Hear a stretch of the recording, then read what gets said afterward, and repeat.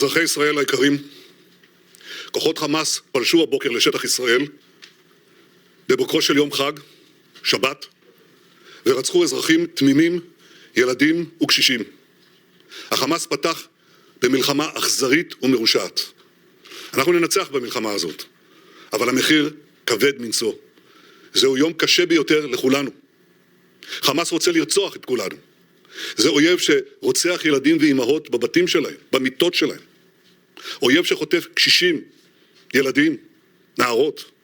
רוצחים שטובחים ושוחטים באזרחינו, בילדינו, שבסך הכל יצאו לבלות בחג.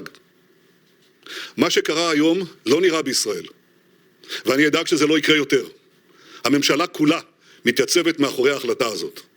צה"ל יפעיל מיד את כל עוצמתו כדי להשמיד את יכולות חמאס. נכה בהם עד חורמה, וננקום בעוצמה על היום השחור הזה שהם הוללו למדינת ישראל ולאזרחיה. כפי שאמר ביאליק, נקמת דם ילד קטן עוד לא ברא השטן. את כל המקומות שהחמאס נערך בהם, של עיר הרשע הזאת, כל המקומות שהחמאס מסתתר בהם, פועל בתוכם, נהפוך אותם לאיי חורבות.